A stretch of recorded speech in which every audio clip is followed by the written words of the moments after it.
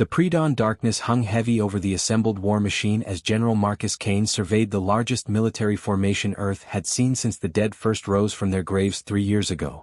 50,000 souls, soldiers, militia fighters, and desperate civilians who had learned to kill or be killed stretched across the abandoned highway leading to New Haven. Their vehicles formed a mechanical serpent of tanks, armored personnel carriers, supply trucks, and improvised war machines that gleamed dully under the pale moonlight. Kane's weathered face, marked by scars from countless encounters with the undead, remained stoic as he processed the magnitude of what lay ahead. This wasn't just another skirmish or rescue operation. This was humanity's declaration that they would no longer simply survive, but fight to reclaim their world. Commander Sarah Chin approached through the maze of command vehicles, her boots crunching on debris-scattered asphalt. At 35, she had aged a decade in the 3 years since the outbreak, but her tactical mind remained sharp as a blade. The tablet in her hands displayed satellite imagery that made Kane's stomach tighten with grim anticipation. The city of New Haven, once home to 2 million living souls, now writhed with an estimated 2 million undead forms. The thermal imaging showed them as dark masses flowing through streets like corrupted rivers, all moving with an unnatural uniformity toward the city center. Chen's voice carried the weight of terrible knowledge as she briefed Kane on the intelligence that had brought them to this moment. Deep within the urban maze, a mysterious beacon had been transmitting for weeks, drawing every zombie within a 100-mile radius toward New Haven like moths to a flame. Dr. Elena Vasquez emerged from the mobile laboratory truck, her scientific mind struggling to process the implications of what they had discovered. The beacon wasn't random, it was broadcasting on frequencies that seemed to resonate with the infected brain tissue. More disturbing still, the signal originated from a classified government research facility that had been conducting experiments on zombie behavioral patterns before the outbreak overwhelmed their security protocols. Vasquez believed that reaching and destroying the beacon could scatter the massive horde, but it meant pushing through the largest concentration of undead ever encountered by human forces. The risk was astronomical, but the potential reward was humanity's first real chance to reclaim significant territory from the walking dead. As the first pale light of dawn began to creep across the horizon, Kane activated the army-wide communication system. His voice carried across the formation to radios in tanks, jeeps, and infantry positions, reaching the ears of grizzled veterans who remembered the old world and teenagers who had learned to fight in the ruins of civilization. The plan was methodical and brutal in its simplicity. 3 massive columns would advance simultaneously into the city's outskirts, using coordinated artillery bombardments to clear initial paths through the zombie masses. Armored divisions would provide mobile cover while specially trained infantry squads, equipped with modified weapons designed for maximum zombie elimination efficiency, would secure key strategic points throughout the urban battlefield.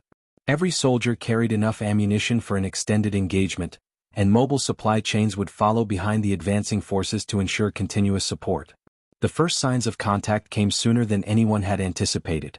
Scout units positioned on the eastern flank reported massive zombie movements that defied every previous observation of undead behavior.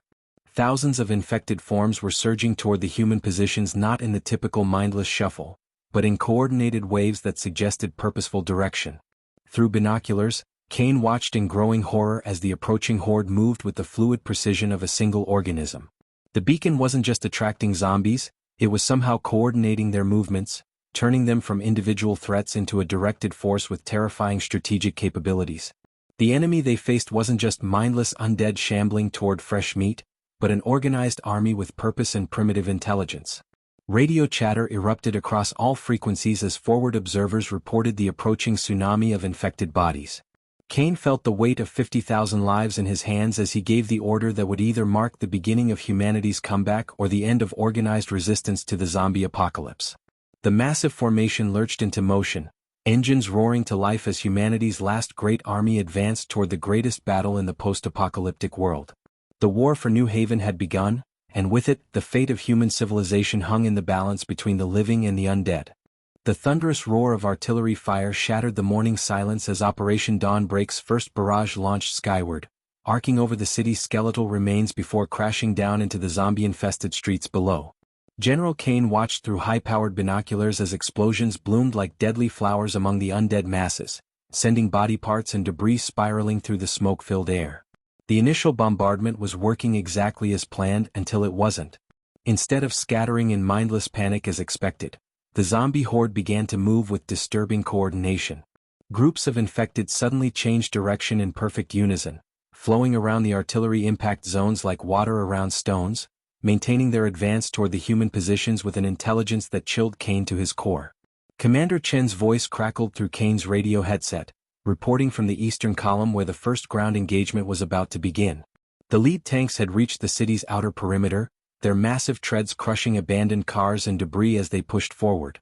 Infantry squads spread out behind the armored vehicles, their weapons ready for the familiar work of eliminating shambling corpses. But what emerged from the smoke and rubble ahead was unlike anything they had encountered before.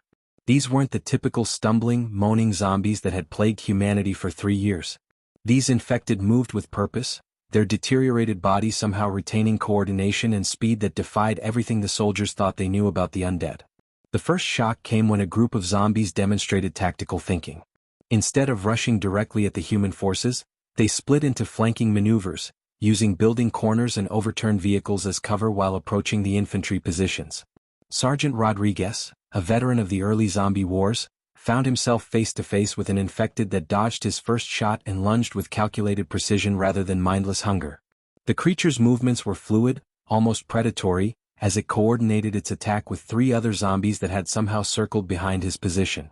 Rodriguez's panicked radio transmission sent a wave of unease through the entire formation. The enemy had evolved far beyond their previous encounters. Dr. Vasquez monitored the engagement from the mobile command center, her instruments picking up the beacon signals increased intensity as the human forces drew closer to the city center. The data streaming across her screens painted a terrifying picture of the situation unfolding before them. The beacon wasn't just attracting zombies, it was enhancing them, somehow boosting their cognitive functions and physical capabilities beyond normal undead parameters. The infected creatures fighting against the human army retained muscle memory, coordination, and what appeared to be primitive problem-solving abilities. They were using tools, communicating through subtle body language, and adapting their tactics based on human responses. Kane ordered an immediate tactical adjustment as reports flooded in from all 3 columns. The standard zombie elimination protocols were proving inadequate against these enhanced undead. Infantry squads found themselves outmaneuvered by creatures that should have been mindless, while armored units discovered that the evolved zombies were targeting vehicle weak points with disturbing accuracy. The eastern column's lead tank took concentrated fire from zombies wielding improvised weapons. Their attacks focused on the vehicle's tracks and vision ports rather than futile assaults on its armor plating. The western column encountered an even more disturbing development when they faced zombies that demonstrated pack-hunting behavior. Groups of infected worked together to isolate individual soldiers, using coordinated attacks that separated targets from their units before overwhelming them with superior numbers. Captain Martinez reported that the zombies were actually learning from each engagement, adapting their strategies based on successful attacks and avoiding tactics that had failed in previous encounters. The implications were staggering. If the undead could learn and adapt, traditional military doctrine would need complete revision. As the first day of battle wore on, Kane found himself restructuring his entire approach to the campaign. The original plan had assumed they were fighting mindless monsters driven by hunger and instinct. Instead, they faced an enemy that could think, plan, and coordinate its attacks with disturbing effectiveness. New orders went out across all communication channels, smaller unit tactics, increased communication between squads, and specialized weapons designed to counter the enhanced zombie capabilities. The Army's engineers worked frantically to modify equipment while combat medics developed new protocols for treating injuries inflicted by these evolved undead. The beacon's influence seemed to strengthen as they pushed deeper into the city, and with it, the zombies' capabilities continued to grow. Kane realized that reaching the research facility wouldn't just be a matter of fighting through zombie hordes, it would require outwitting an enemy that was becoming more intelligent with each passing hour. The war for New Haven had become a deadly game of adaptation, where humanity's survival depended on their ability to evolve their tactics faster than their undead enemies could learn to counter them. Lieutenant Colonel Jake Morrison crouched behind the crumbling remains of a concrete barrier, his special operations team spread out in tactical formation around the abandoned government complex that housed the mysterious beacon. 3 days of brutal urban warfare had brought them to within 5 miles of the city center, and Morrison's elite unit had been tasked with the most dangerous mission of Operation Dawn Break, infiltrating the research facility to gather intelligence on the beacon's true purpose. The building ahead loomed like a concrete fortress, its brutalist architecture scarred by 3 years of neglect and the clawing hands of countless zombies that had passed through its corridors. The infiltration began at midnight, when the evolved zombies showed slightly reduced activity levels. Morrison's team moved like ghosts through the facility's outer perimeter, their modified weapons equipped with suppressors to avoid attracting the enhanced undead that patrolled the area. The first floor revealed the aftermath of chaos: overturned furniture, scattered documents, and the unmistakable signs of a facility that had been evacuated in desperate haste. But it was the basement levels that held the real secrets, accessible only through a maintenance shaft that required the team to crawl through cramped spaces filled with the stench of decay and the ever-present threat of infected lurking in the darkness. Dr. Sarah Kim, the team's scientific specialist, accessed the facility's main computer system using emergency protocols that had somehow remained functional despite years of abandonment. The data she uncovered painted a horrifying picture of government experimentation that had preceded the zombie outbreak. Project Lazarus, classified at the highest levels, had been developing a method to control and direct zombie behavior through electromagnetic frequency manipulation. The beacon wasn't an accident or a byproduct of the outbreak. It was a deliberate military weapon designed to turn the undead into a coordinated fighting force under human command. The research files revealed that the facility's scientists had successfully created a prototype system capable of enhancing zombie cognitive function and motor control within a specific radius. The beacon transmitted on multiple frequencies simultaneously, creating a complex signal that resonated with the infected brain tissue and temporarily restored higher brain functions while maintaining the zombies' enhanced physical capabilities. The project had been intended as the ultimate biological weapon, allowing military commanders to deploy undead armies against enemy populations while maintaining complete control over their actions. Morrison's team discovered that the beacon's current activation was not intentional. It had been triggered by an automated failsafe when the facility lost contact with its military oversight 3 years ago. The system had been designed to activate in the event of a catastrophic breach, theoretically to help contain the zombie outbreak by organizing the undead into controllable groups. Instead, it had created the largest concentration of enhanced zombies in recorded history, turning New Haven into a fortress of evolved undead that grew stronger and more intelligent with each passing day. The facility's lower levels contained disturbing evidence of the project's human cost. Holding cells that had once contained test subjects bore the scratches and stains of desperate attempts to escape, while observation chambers revealed the systematic torture of infected individuals used to perfect the beacon's control mechanisms. Dr. Kim's analysis of the research data showed that the beacon signal was not only enhancing existing zombies but was actively mutating their brain tissue, creating new neural pathways that shouldn't exist in dead tissue. The implications were staggering. If the beacon continued operating, it could eventually produce zombies with intelligence rivaling or exceeding human levels. The team's discovery of the beacon's shutdown protocols offered the first real hope for ending the nightmare. Hidden behind multiple security systems, the emergency termination sequence required simultaneous activation from 3 separate control stations located throughout the facility. However, the process would take 48 hours to complete, during which the beacon's signal would actually intensify as the system purged its accumulated data. The enhanced zombies would become even more dangerous during this critical period, potentially overwhelming the human forces before the shutdown could be completed. Morrison radioed the intelligence back to General Kane, knowing that the information would fundamentally change the nature of Operation Dawnbreak. They weren't just fighting to destroy a zombie attraction device, they were racing to prevent the creation of a superintelligent undead army that could spell the end of human civilization. The mission had evolved from a military campaign into a desperate race against time, where failure would mean not just the loss of New Haven, but the emergence of an enemy that could outthink, outmaneuver, and ultimately outlast humanity itself.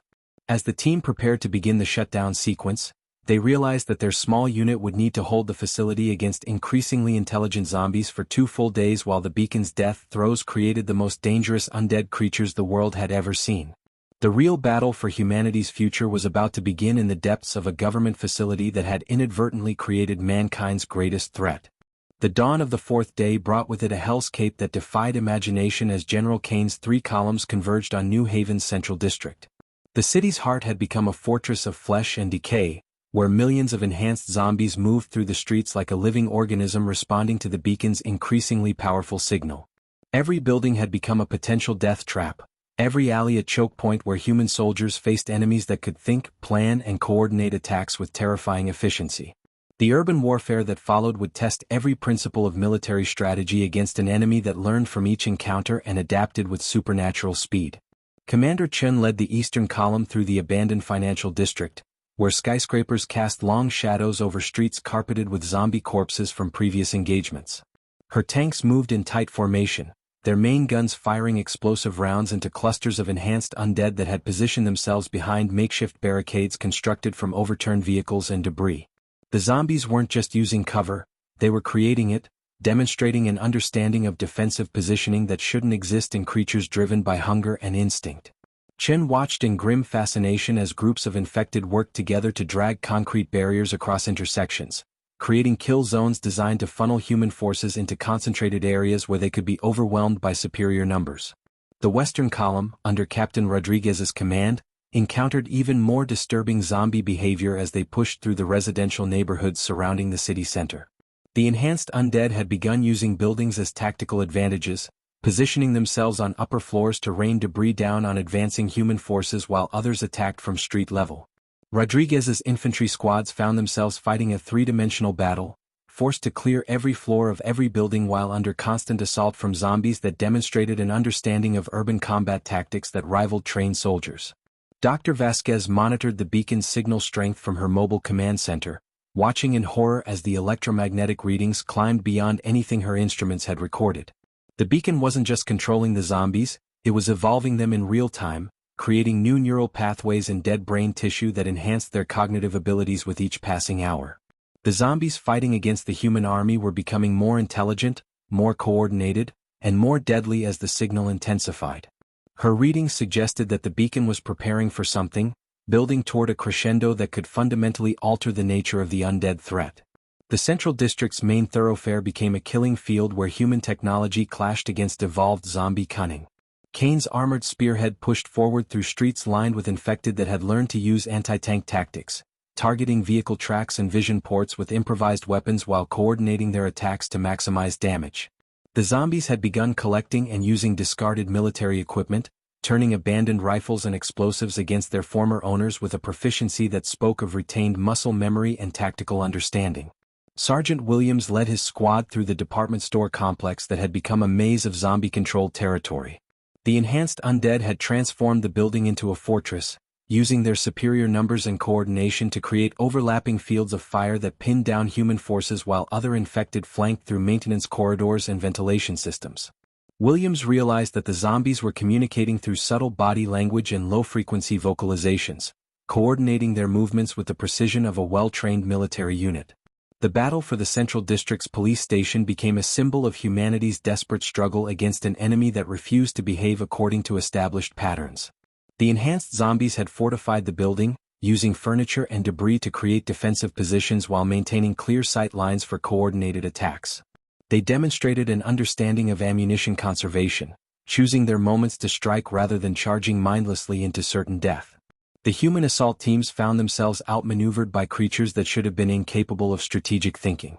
As night fell over the besieged city, Kane realized that traditional military doctrine was failing against an enemy that could adapt faster than human forces could adjust their tactics. The beacon's influence was creating zombies that retained the enhanced physical capabilities of the undead while regaining the strategic thinking of living soldiers. Radio communications crackled with reports of human units pinned down by coordinated zombie attacks, ammunition running low, and casualty rates climbing beyond acceptable levels. The siege of the Central District had become a grinding war of attrition where humanity's technological advantages were being systematically countered by zombie intelligence and adaptability. Kane knew that reaching the beacon facility would require sacrifices that would test the limits of human courage and determination. The enhanced zombies weren't just defending their territory, they were learning to fight a war, and with each passing hour, they were becoming more dangerous than any enemy humanity had ever faced. The fifth night of Operation Dawnbreak descended upon New Haven like a shroud of death as the enhanced zombies launched their most coordinated and devastating counterattack yet. General Kane stood in his command post, watching in growing horror as thermal imaging revealed the true scope of the zombie response.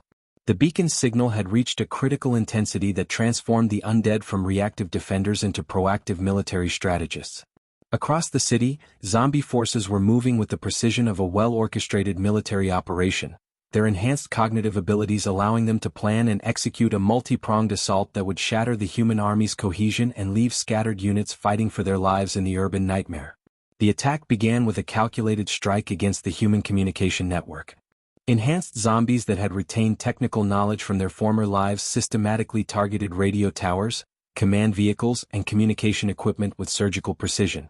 Commander Chen's eastern column found themselves isolated when their primary communication array was destroyed by a coordinated zombie assault that demonstrated an understanding of military communications protocol. The enhanced undead had learned to identify and prioritize high-value targets, turning their attack into a decapitation strike designed to blind and deafen the human forces. Captain Rodriguez's western column experienced the full fury of zombie tactical evolution as they faced an enemy that had learned to use darkness as a weapon. The enhanced undead moved through the night with predatory efficiency, using their superior night vision and knowledge of the urban terrain to launch surprise attacks from unexpected angles. Rodriguez watched in disbelief as zombies executed flanking maneuvers that would have impressed living military commanders, coordinating their movements through hand signals and positioning that spoke of retained military training enhanced by supernatural capabilities. The Northern Spearhead, led by Major Thompson, encountered the most terrifying development yet: zombies that had learned to set traps. The enhanced undead had spent the daylight hours preparing kill zones throughout the city, using their understanding of human psychology and military tactics to create situations where human forces would be drawn into carefully prepared ambushes. Thompson's armored column found themselves channeled into a narrow street where zombies had positioned themselves in elevated positions with improvised explosives, turning the urban environment into a deadly maze designed to maximize human casualties. Dr. Vasquez's mobile laboratory came under direct assault as the enhanced zombies demonstrated their ability to identify and target key personnel. The attack wasn't random, it was a coordinated strike designed to eliminate the scientific expertise that threatened their beacon. Vasquez realized that the zombies had somehow identified her as a primary threat to their enhanced existence, their artificial intelligence recognizing that her knowledge could lead to their destruction. The assault on her position was executed with military precision, forcing her to evacuate critical research data while under fire from enemies that understood the strategic value of eliminating human intellectual assets. The beacon's influence reached a terrifying crescendo as reports flooded in from across the battlefield. Enhanced zombies were displaying leadership capabilities, organizing their forces into tactical units that executed complex battle plans with devastating effectiveness. Some zombies had begun using captured human weapons with disturbing proficiency, their enhanced motor control allowing them to operate military equipment while retaining the physical advantages of undead physiology. The enemy had evolved beyond simple enhancement, they were becoming a hybrid force that combined human intelligence with supernatural capabilities. Kane found himself fighting a war unlike anything in human history as his army was systematically divided and isolated by zombie forces that demonstrated strategic thinking superior to many human commanders. The enhanced undead had learned to exploit human weaknesses, using psychological warfare tactics that played on fear and confusion while maintaining relentless pressure on multiple fronts. Radio communications dissolved into chaos as isolated units reported being surrounded by zombies that seemed to anticipate their every move and counter their tactical decisions with supernatural efficiency. The night became a nightmare of survival as human forces found themselves scattered across the city, cut off from support and facing an enemy that had learned to hunt with pack intelligence.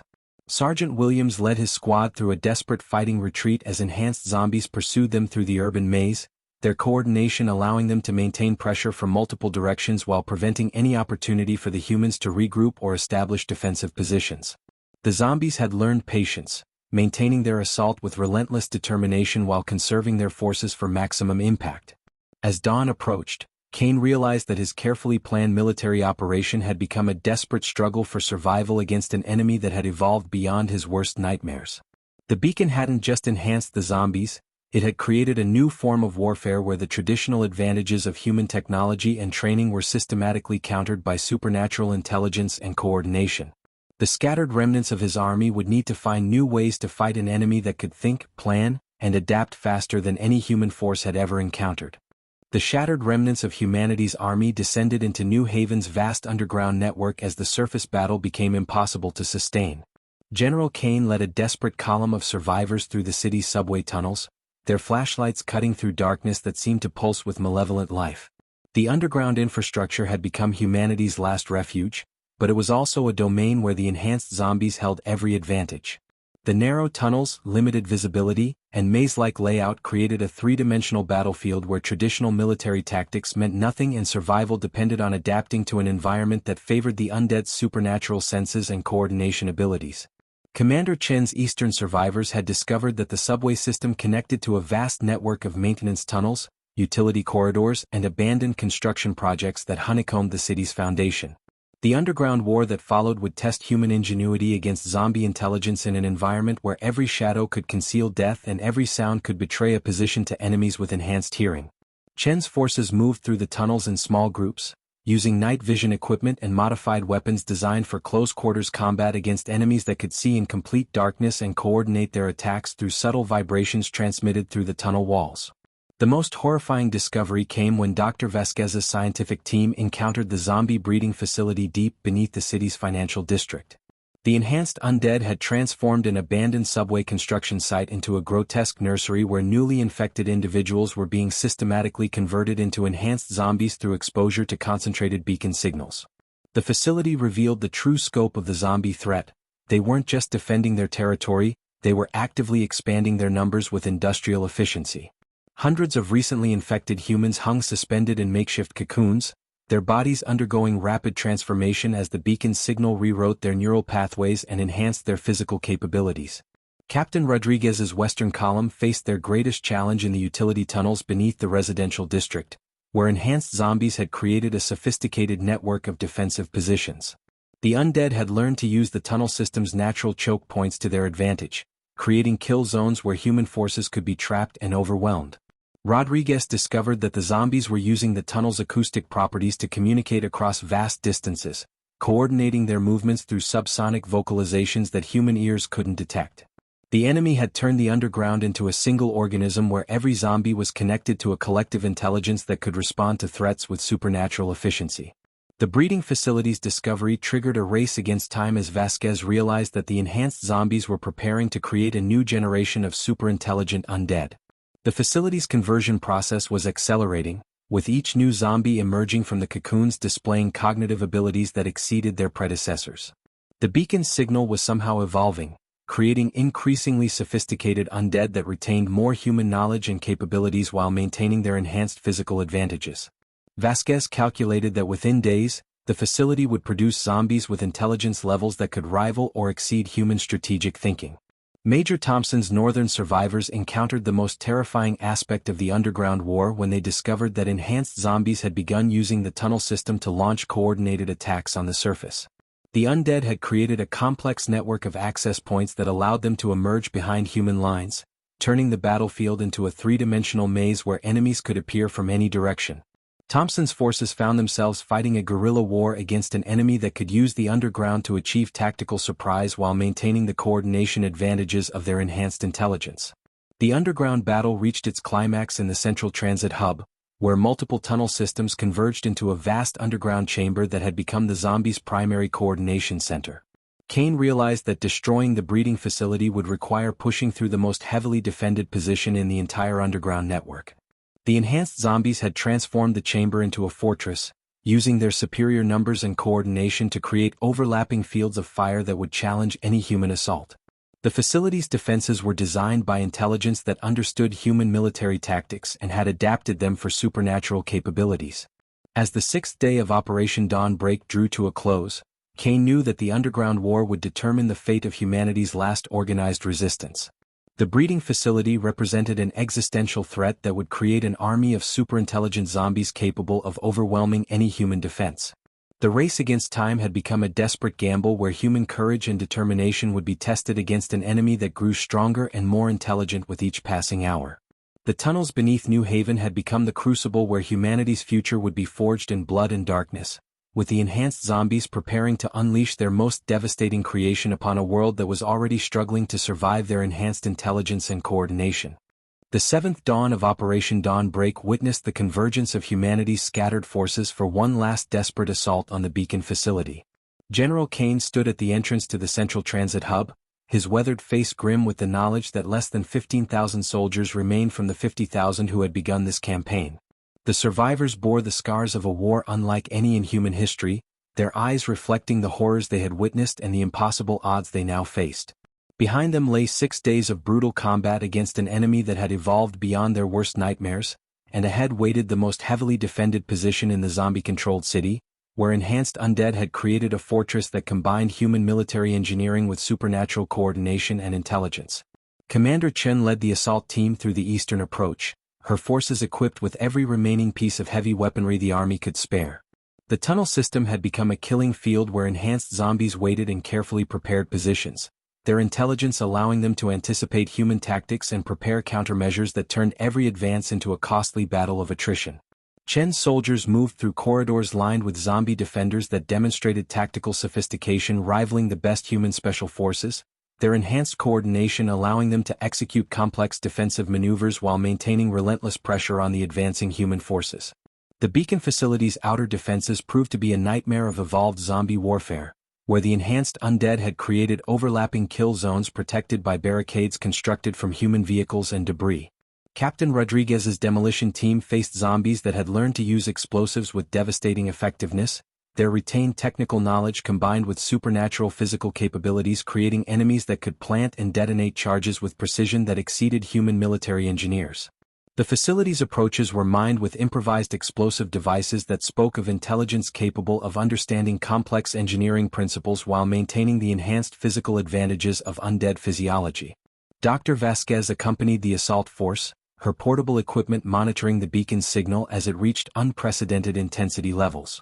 The electromagnetic readings suggested that the beacon was preparing for a final transmission that would enhance every zombie within a 1,000-mile radius, creating an army of super-intelligent undead that could overwhelm any remaining human resistance. Vasquez realized that they had perhaps hours before the beacon's evolution reached a point where the enhanced zombies would become unstoppable, their intelligence and coordination capabilities exceeding anything humanity could counter with conventional military tactics. The assault on the facility's main entrance became a grueling battle where human technology clashed against zombie intelligence in the most intense combat of the entire campaign. Major Thompson's heavy weapons team faced enhanced zombies that had learned to use captured human equipment with supernatural proficiency, their enhanced motor control allowing them to operate military vehicles and weapons while retaining the physical advantages that made them nearly indestructible. The zombies had created defensive positions that demonstrated an understanding of military engineering combined with creative adaptations that only supernatural intelligence could conceive. The facility's interior revealed the full horror of what the enhanced zombies had become during their evolution under the beacon's influence.